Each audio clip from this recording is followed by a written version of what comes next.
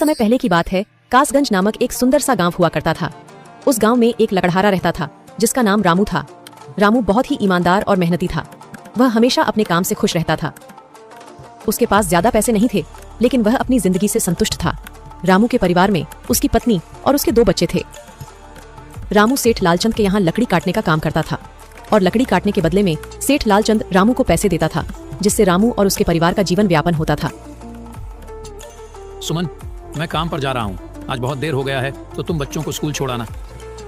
जी, school तो मैं छोड़ आऊंगी, लेकिन मोनू और चिंकी पिछले 2 दिन से कह रहे हैं कि उनके स्कूल की टीचर स्कूल की फीस मंगा रही है। हाँ, तो जाकर दे आओ ना स्कूल की फीस। अजी कहाँ से दूं? आप जो पगार लाते हैं उसमें मुश्किल से तो घर चल पाता है। अब उतनी सी तनख्वाह में मैं बच्चों की फीस का इंतजाम कैसे करूं? अजी मैं एक बात आपको साफ साफ कह देती हूँ, आप सेठ लालचंद जी से पगार बढ़ाने की बात कहिए। दिन पर दिन खर्च बढ़ता जा रहा है। बाजार में अगर सब्जी लेने निकलो तो सब्जियों के दाम आसमान छू रहे हैं, और बच्चों की पढ़ाई का खर्चा, घर का खर्चा अब इतनी कम तनख्वाह में कैसे गुजारा होगा? ठीक है, मैं आज ही सेठ जी से थोड़ा पगार बढ़ाने की बात करता हूँ। इतना कहकर रामू काम पर चला जाता है।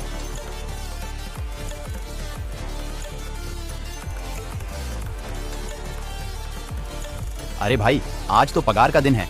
देखो, अब यह सेठ लालचंद कोई ना कोई लोचा जरूर करेगा। हमेशा कोई ना कोई बहाना बनाकर पगार कम कर देता है। और अगली बार तो मेरी आधी पगार काट ली थी, यह कहकर कि जो मैंने लालचंद जी से 200 रुपए उधार लिए थे उसका ब्याज बढ़कर 1000 रुपए हो गया है, इसलिए मैं तुम्हारी पगार में से 1000 रुपए काट रहा हूँ। हाँ हरिया भाई, तुम एकदम ठीक कह रहे हो। ये सेठ लालचंद ना एक नंबर का चालाक और लालची इंसान है। एक तो दुगुना काम ले लेता है और बदले में पैसे भी पूरे नहीं देता। हाँ भाई, मेरे भी अगली बार सेठ लालचंद ने पगार काट लिए थे। मैंने बस 2 छुट्टी ली थी जब मेरी बिटिया बहुत बीमार थी, और इस लालचंद ने इस बात का फायदा उठाकर मेरी पूरी आधी पगार काट ली।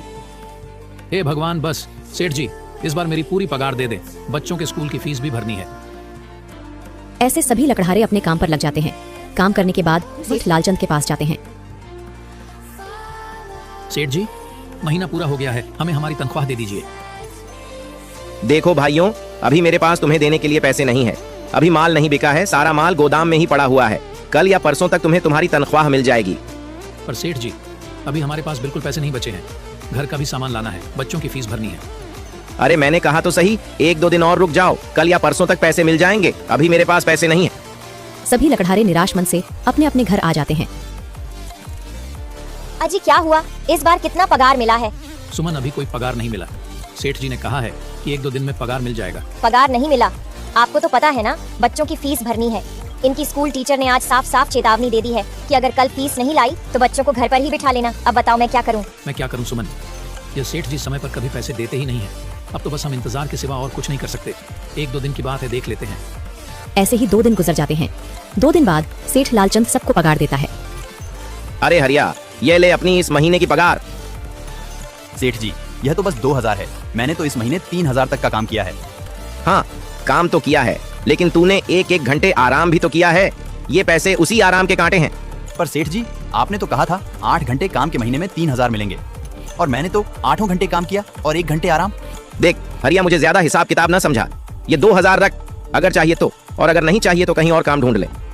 बेचारे हरिया के पास उन पैसे को लेने के सिवाय और कोई रास्ता नहीं था। हरिया चुपचाप वह पैसे रख लेता है।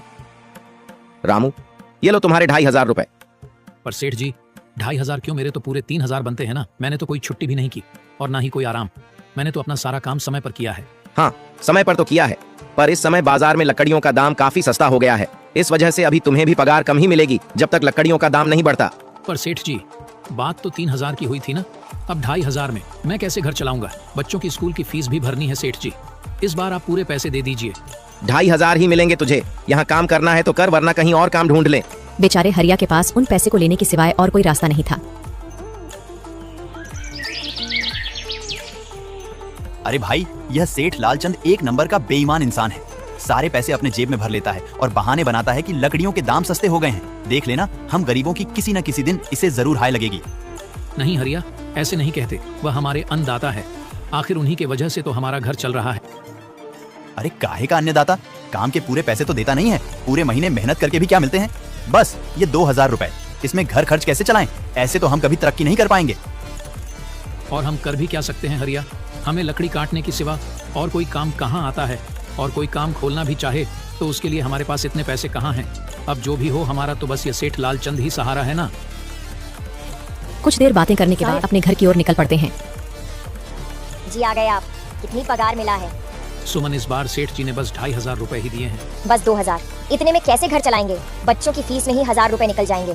फिर 1500 में क्या क्या करेंगे? अब मैं क्या कहूँ सुमन, अब तुम्हें इसी में ही गुजारा करना होगा। तुम सबसे पहले बच्चों की फीस भर देना, इसके बाद बाकी का मैं देखता हूँ। अजी आप क्या देख लोगे? सेठ जी से पूरे पैसे तो मांगे नहीं गए आपसे? नहीं सुमन, मैंने सेठ जी से पैसों के लिए कहा था, पर सेठ जी ने साफ इनकार कर दिया और कहा यह लेना है तो लो, वरना कहीं और काम ढूंढ सकते हो। मैं सोच रहा हूँ कि लकड़ी काटने के बाद मैं कहीं और भी काम ढूंढ लूं। सेठ जी के यहाँ से काम करने के बाद मैं दूसरी जगह पर काम किया करूंगा, इससे कुछ ज्यादा आमदनी हो जाएगी। आज ही मैं सेठ जी के यहाँ पर काम करने के बाद और भी जगह काम ढूंढने जाऊंगा। इतना कहकर रामू काम पर निकल जाता है और जैसा कि रामू ने कहा था, वह लालचंद के यहाँ काम करने के बाद काम की तलाश में निकल जाता है। रामू पूरे गांव में काम ढूंढता है, दुकानों दुकानों पर जाकर लोगों से काम मांगता है, मगर हर जगह रामू को केवल निराशा ही हाथ लगती है। अंत में थक हार कर रामू वापस जाने लगता है। तभी वह देखता है कि अचानक बहुत सारे भैंसों का झुंड उसकी तरफ दौड़े आ रहा है। यह देखकर रामू बहुत डर जाता है। वह इधर उधर देखता है तो उसे एक गुफा दिखती है और वह गुफा में जाकर छुप जाता है। जब भैंसों का झुंड वहां से निकल जाता है तब रामू की जान में जान आती है। हे भगवान, आज तो बाल बाल बच गया मैं, वरना आज तो मैं इन भैंसों के पैरों तलों तो कुचला ही जाता। पर यह मैं कहाँ आ गया? रामू यह सब सोच ही रहा था कि तभी उसकी नजर गुफा में रखी एक टोकरी पर जाती है। रामू उस टोकरी के पास जाता है। ये कैसी गुफा है? ये कैसी टोकरी यहाँ पड़ी है? इसे मैं घर ले जाता हूँ, सामान रखने के काम आ जाएगी। रामू जैसे ही उस टोकरी को हाथ लगाता है, गुफा में से एक आवाज आती है, रुक जाओ, इसे छूने की कोशिश मत करो। यह आवाज सुनकर रामू एकदम पीछे हट जाता है। तभी गुफा में एक जिन्न प्रकट हो जाता है और वह रामू से कहता है, कौन हो तुम और मेरी गुफा में क्या कर रहे हो? मुझे माफ करना, आप जो भी हो। कुछ भैंसों का झुंड मेरे पीछे पड़ गया था और उनसे बचने के लिए मैं इस गुफा में आकर छिप गया और फिर मेरी नजर इस टोकरी पर गई। माफ कीजिए, मुझे लगा यहाँ कोई नहीं है तो यह टोकरी किसी की नहीं होगी, इसलिए मैंने इसे छुआ। रामू, तुम्हें डरने की जरूरत नहीं है। मैं तुम्हारे बारे में सब जानता हूँ। मेरी नजर एक बार भी जिस पर पड़ जाती है, मैं उसका इतिहास अपनी खुली आंखों से देख सकता हूँ। पर आप है कौन और आप इतने विचित्र क्यों दिखाई पड़ रहे हैं? आप अपना परिचय दीजिए, कौन है आप? मैं एक जिन हूँ और मैं कई सालों से इस गुफा की रक्षा कर रहा हूँ। यह गुफा मेरे पूर्वजों की है। इस गुफा में केवल वही इंसान घुस सकता है जिसका मन बिल्कुल पवित्र हो। अगर तुम अपवित्र होते तो तुम इस गुफा में कभी नहीं घुस पाते। तुम एक सच्चे इंसान हो, इसलिए तुम इस गुफा में घुस पाए और इस टोकरी को छू पाए। अब तुमने इस टोकरी को छुआ है तो यह टोकरी तुम्हारी हुई। नहीं, मुझे ये टोकरी नहीं चाहिए, मैं तो बस देख रहा था। डरो मत रामू, तुम ये टोकरी ले जाओ। ये कोई साधारण टोकरी नहीं है, बल्कि यह जादुई टोकरी है। जादुई टोकरी? क्या यह वही जादुई टोकरी है जिसके बारे में हमारी दादी कहानी सुनाई करती थी कि किसी गांव में एक जादुई टोकरी हुआ करती थी और वह सबकी इच्छाएं पूरी करती थी? हाँ रामू, ये वही जादुई टोकरी है। अब तुम इस टोकरी के मालिक हो। तुम इसके इस्तेमाल से अपनी स्थिति सुधार सकते हो। पर याद रखना, तुम जो भी वस्तु इस टोकरी में एक बार डालोगे, वह चीज ही तुम्हें बार बार इस टोकरी में डालनी होगी। इसके अलावा तुम और दूसरी कोई चीज इस टोकरी में नहीं डाल सकते। अगर तुमने ऐसा किया तो इसका परिणाम तुम्हें ही भुगतना होगा। मेरी इस बात को हमेशा ध्यान में रखना और सोच समझकर बिना लालच किए इस टोकरी में वह ही सामान रखना जिसकी तुम्हें जरूरत हो। रामू टोकरी को लेकर घर आ जाता है। सुमन, ये देखो, ये मैं क्या लेकर आया हूँ। क्या लाए हो आप? बस ये एक टोकरी। सबसे पहले यह बताइए, आप तो काम की तलाश में गए थे ना, तो कोई दूसरा काम मिला कि नहीं? नहीं। अरे सुमन, मेरी पूरी बात तो सुनो। ये कोई ऐसी वैसी टोकरी नहीं है, बल्कि यह एक जादुई टोकरी है। रामू सुमन को वह सारी घटना के बारे में बताता है जो उसके साथ हुई। अच्छा, तो आपका कहने का मतलब है कि इस टोकरी में हमें कोई ऐसी चीज डालनी होगी जिसकी हमें सबसे ज्यादा जरूरत हो। हाँ सुमन, हमें सोच समझकर ही इसमें कोई चीज डालनी होगी। रामू थोड़ी देर सोचता है, फिर उसका ध्यान उन लकड़ियों पर जाता है जो एक बार उसने सुमन को रखने को दी थी। सुमन, तुम्हें याद है, एक बार मैं जंगलों में लकड़ियां काटने गया था तो मुझे एक चंदन की लकड़ी मिली थी और वह मैंने तुम्हें लाकर दे दी थी। हाँ, दी तो थी। तो तुम उस लकड़ी को ले आओ। हम उस चंदन की लकड़ी को ही इसमें डालेंगे और उस लकड़ी से अपना एक व्यापार शुरू करेंगे। सुमन चंदन की लकड़ी को ले आती है और उसे टोकरी में डाल देती है।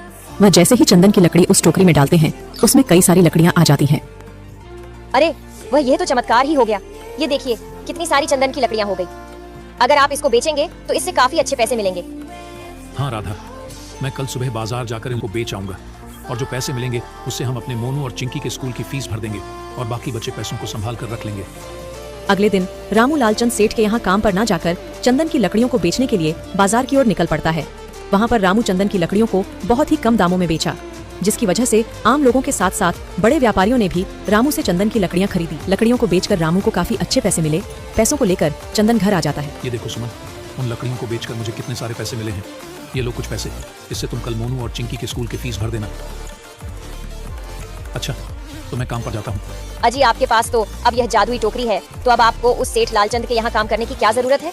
हाँ सुमन, मैं सेठ लालचंद जी के यहाँ काम पर नहीं जा रहा, बल्कि मैं तो वहाँ पर जो काम कर रहे बाकी के लकड़हारे हैं उन्हें ये खुशी की खबर देने जा रहा हूँ, क्योंकि सेठ लालचंद जी से मेरे साथ साथ वह लकड़हारे भी बहुत परेशान थे। इसलिए अगर मेरा भला हो रहा है तो क्यों ना मैं उन सभी का भला करूँ। वह सभी बहुत ईमानदार लकड़हारे हैं, वह सभी बहुत मेहनत से काम करते हैं, मगर लालचंद ने कभी भी उनको उनकी मेहनत के सही पैसे नहीं दिए। इसलिए मैंने सोचा है क्यों ना मैं उनको अपने इस काम में शामिल कर लूं। हाँ जी, बात तो आपकी बिल्कुल सही है। अगर आप सभी लोग एक साथ मिलकर काम करेंगे तो हम सब बहुत जल्द ही तरक्की हासिल कर लेंगे।